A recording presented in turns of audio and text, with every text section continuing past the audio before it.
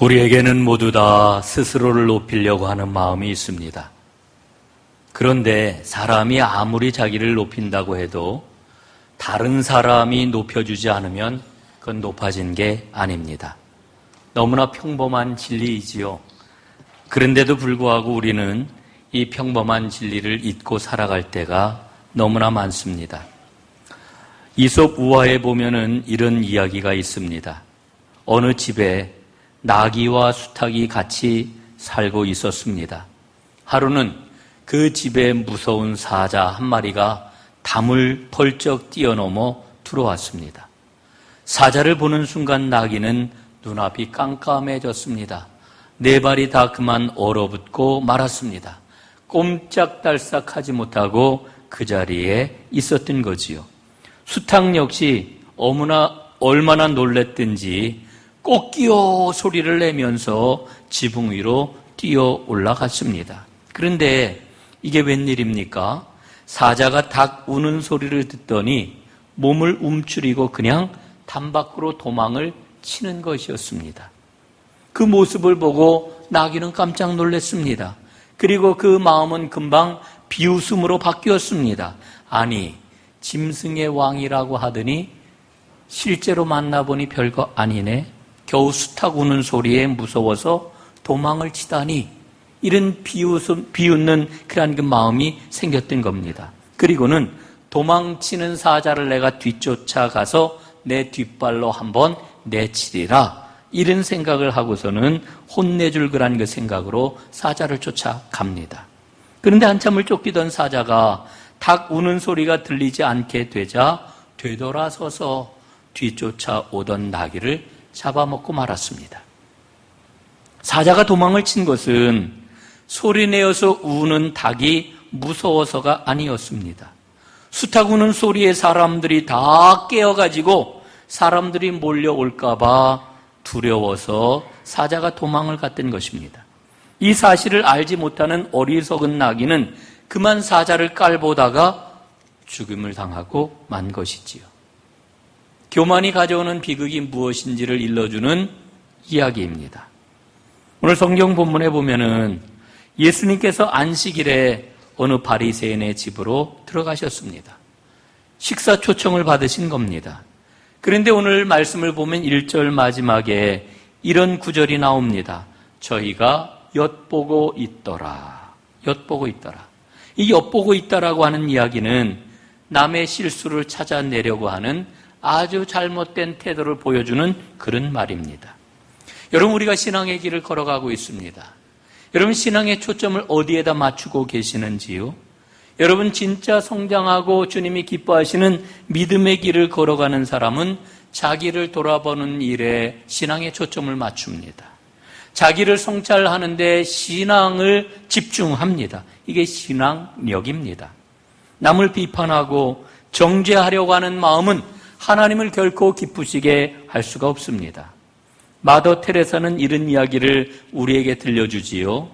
매일 하나님을 바라보고 기도하며 사는 사람은 다른 사람을 바라볼 틈이 없답니다. 정말 그렇습니다. 바리새인들은 오늘 예수님과 제자들이 율법을 어떻게 범하는지 그 잘못을 찾아내려고 엿보았던 겁니다. 여러분, 그런데 한번 생각을 해보세요. 예수님께서는 단 한 번도 이 땅에 오셔서 율법이 잘못되었다 이렇게 말씀하신 적 없습니다. 율법은 필요 없다 이렇게 말씀하신 적도 없습니다. 오히려 율법을 완성하기 위해서 오셨다 이렇게 말씀을 하십니다. 그런데 예수님이 문제 삼으신 게 있습니다. 그 문제 삼으신 것은 율법의 근본 정신인 사랑을 잃어버리고 율법을 절대화하고 율법의 문자에 매달려 있는 이와 같은 태도를 우리 주님께서는 문제 삼으셨습니다. 사람은 죄인이기 때문에 자기가 한번 옳다고 주장한 것은 절대화하려고 하는 경향이 있습니다. 이걸 죄의 본질이라고 합니다. 그래서 신학자들은 죄의 본질은 자기 주장에 있고 은혜의 본질은 자기 항복에 있다 이렇게 이야기를 합니다. 정말 절대적인 금원이라고 생각을 합니다. 여러분, 사도 바울은 고백을 했지요. 나는 날마다 죽노라. 여러분, 날마다 죽노라 하는 이 말은 바꾸어서 이야기하면 어떤 말이 되겠습니까? 나는 날마다 항복하노라. 주님 앞에 항복하는 것, 이것이 바로 은혜입니다. 날마다 은혜 가운데 사는 사람은 결코 자기를 절대화하지를 않습니다. 하나님의 말씀 앞에서 자기를 비추어 보고 나를 상대화하는 것, 끊임없이 그리하여 하나님 앞에 항복하는 것, 이것이 바로 은혜 가운데 사는 사람의 모습입니다. 자기를 절대화할 때에 따라오는 삶의 태도를 우리는 교만이라고 합니다. 교만은 자기를 높이고 자기가 인정을 받아야만 된다고 이야기합니다. 남을 배려하지 않습니다. 자신만을 드러내려고 합니다. 자기가 최고라고 생각을 합니다. 여러분, 20세기를 열어젖혔던 호화 유람선 타이타닉호를 여러분들은 아실 것입니다. 몇 번에 걸쳐 영화도 만들어졌고 그 스토리가 많은 사람들에게 알려졌지요. 그런데 이 배를 설계할 때 그 배를 설계한 설계자는 그 배에 탄 모든 사람들이 다 탈 수 있는 구명정을 배에 달도록 설계하지 않았답니다. 절반의 사람들만 탈 수 있는 구명정을 배에 달도록 설계를 했답니다. 여러분, 그 이유가 뭔지 아십니까? 타이타닉호는 절대로 침몰하지 않는다. 하나님이라 할지라도 우리 배는 절대로 침몰시킬 수가 없다. 이렇게 생각을 했다는 겁니다. 실제로 이 타이타닉호가 첫 항해를 했을 때, 첫 항해가 결국은 침몰하고 마는 그런 그 비극적인 항해가 되었습니다마는 실제로 이 배가 첫 항해를 할 때에 에드워드 스미스 선장은 그날 아침 이렇게 이야기를 했다고 합니다. 나는 배를 침몰시킬 수 있는 어떤 조건, 어떤 상황도 전혀 상상할 수가 없다. 현대의 조선 기술은 이미 그 정도의 수준을 훨씬 넘어섰다. 이렇게 출항했던 배가 결국은 돌아오지 못하고 침몰하고 말았습니다. 여러분, 이 타이타닉의 이야기는 인간의 교만이 얼마나 끝이 없는 것인지를 잘 보여주고 있지 않습니까? 그런데 이런 교만함은 타이타닉호에만 해당되는 게 아닙니다. 우리의 생각, 우리의 삶의 구석구석 얼마나 깊숙이 자리 잡고 있는지 모릅니다. 여러분, 어떤 사람이 복된 사람입니까? 나 자신에게 있는 이와 같은 교만함을 발견하고 주님께 항복하는 사람이 복되다, 예수님은 일러주고 계십니다. 오늘 예수님께서는 두 가지의 교만한 모습을 말씀을 하시고 그 모습을 피하라고 이렇게 일러주십니다. 첫 번째로는 높은 자리에 앉지 말라 말씀을 합니다. 잔치자리에 초청을 받아 참석을 했는데 보니까 제일 윗자리가 비어 있습니다. 그 자리가 내가 앉을 자리인가 보다 하고 앉았는데 더 높은 사람이 왔습니다. 주인이 와서 이야기합니다. 더 높은 사람이 왔으니 그 자리를 내어주셔야 되겠습니다. 여러분, 이런 일을 당한다면 얼마나 부끄러운 일이겠습니까? 정말 부끄러운 일이지요. 오늘 예수님의 이 말씀을 읽으면은 예수님께서 우리에게 처세술을 가르쳐 주는 것처럼 들리기도 합니다. 일반 평범한 처세술 가운데 하나처럼 여겨지게 되는 거지요. 그러나 여러분, 오늘 말씀을 보게 될 것 같으면은 11절에 이렇게 기록이 되어 있습니다. 무릇 자기를 높이는 자는 낮아지고 자기를 낮추는 자는 높아지리라, 이렇게 말씀을 합니다. 여러분이 11절 말씀을 보게 될 것 같으면은, 그리고 마지막 14절 말씀을 보게 될 것 같으면은 우리 예수님께서 문제를 삼으시는 게 무엇인지가 아주 분명해집니다.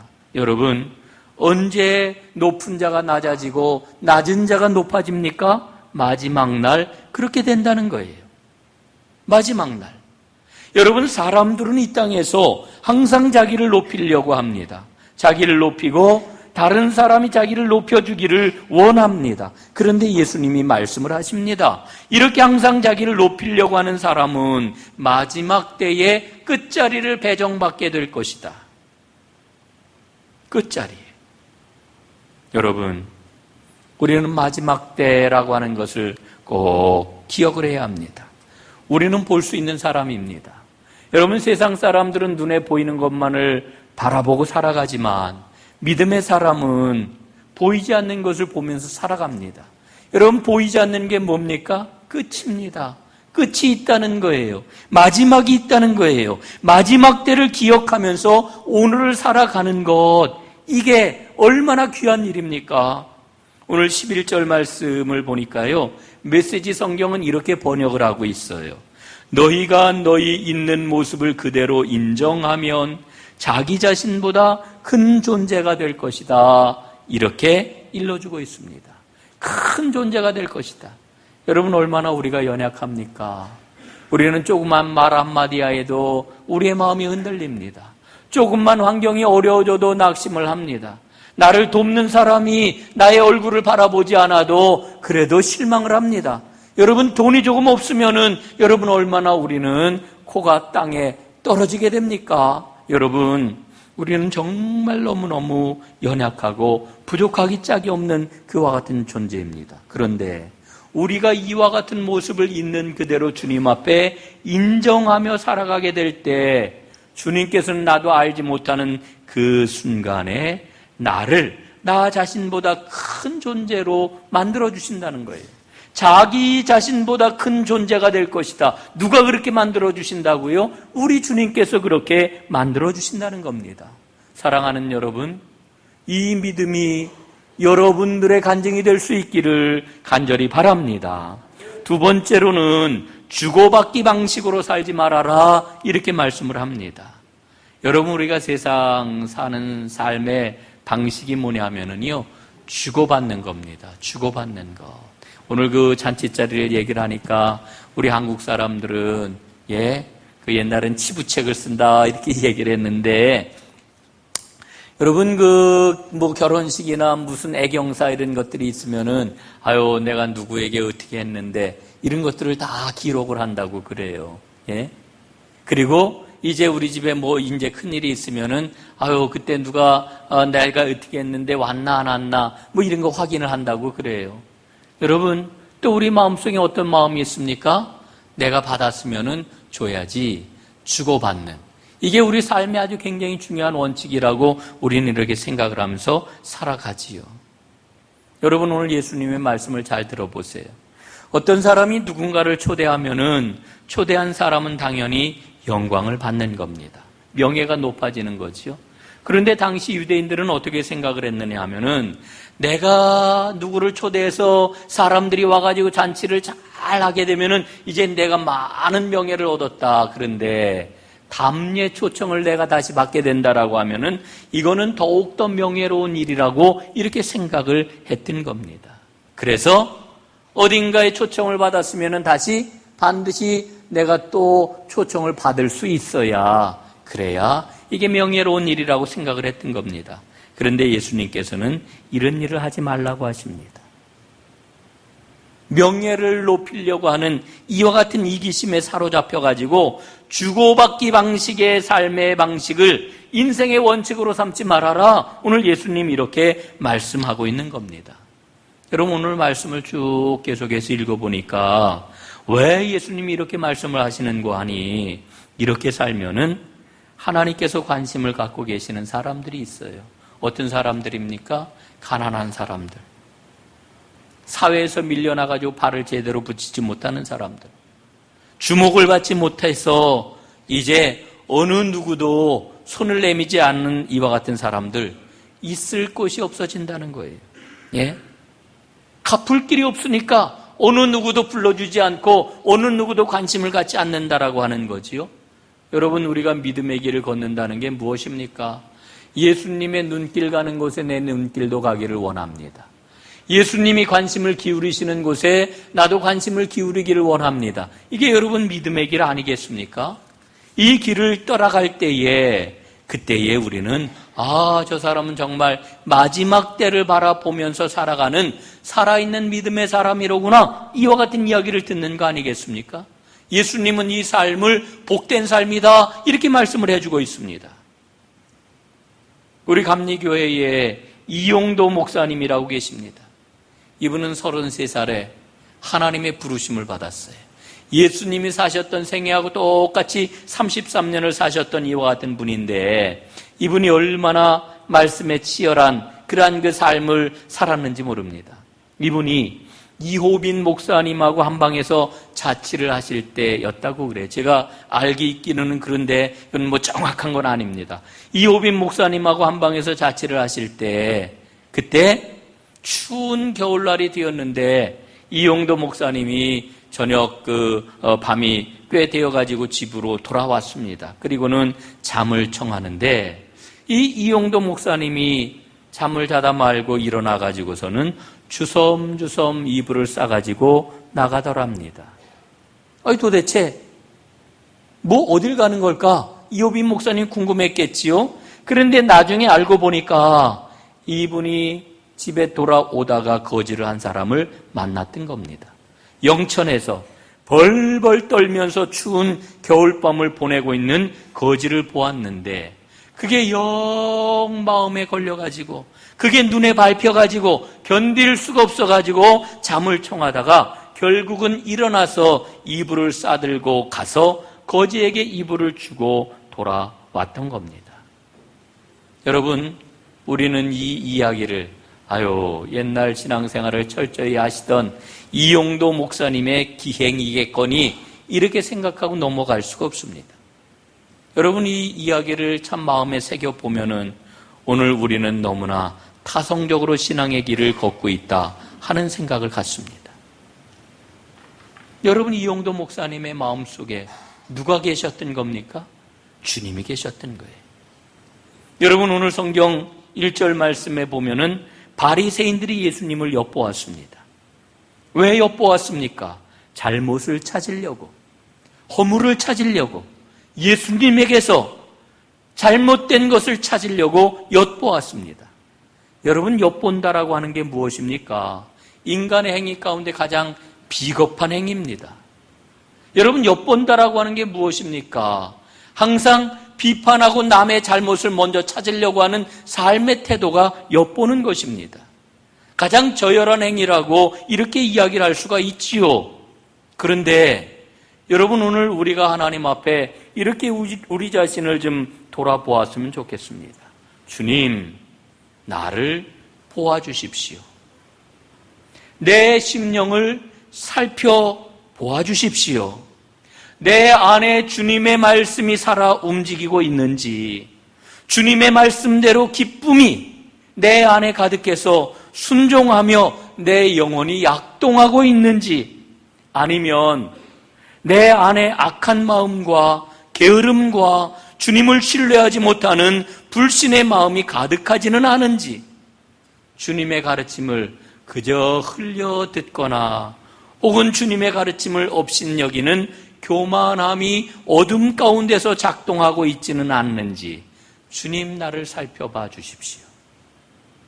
마귀는 우리를 엿보아요.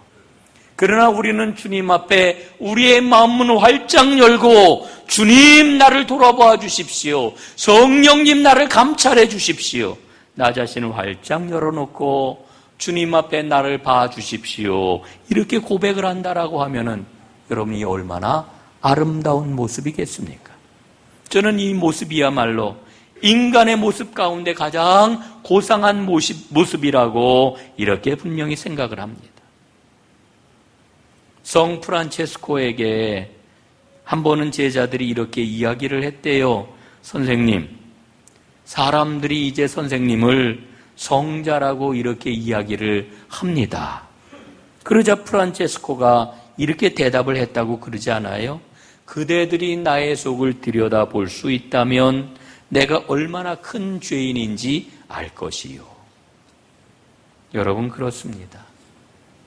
주님 앞에 나를 활짝 열어놓은 사람은 자신이 얼마나 큰 죄인인지를 봅니다. 그러나 주님 앞에 우리의 마음 문을 닫아놓고 엿보는 그런 그 삶을 사는 사람은 다른 사람이 얼마나 문제가 많은지를 봅니다. 여러분, 우리가 어떤 삶을 살아야 되겠습니까? 주님께 자신을 열어놓고 내 심령이 온전한지 나를 보아주십시오. 이렇게 주님 앞에 고백할 때 우리는 자신을 제대로 보는 사람이 되는 겁니다. 주님의 눈으로 온전히 자신을 발견하게 되는 겁니다. 그런 사람을 가리켜 성경은 겸손한 사람이라고 말합니다. 여러분, 겸손과 교만은 윤리적인 차원의 단어가 아니에요. 철저한 신앙의 단어입니다. 여러분, 우리 모두 다 주님 앞에 나를 열어놓고 진정으로 겸손한 사람이 될 수 있기를 바랍니다. 날마다 복되게 사는 하나님의 사람 되시기를 간절히 바랍니다. 성령께서 여러분을 이렇게 인도해 주시기를 간절히 바랍니다.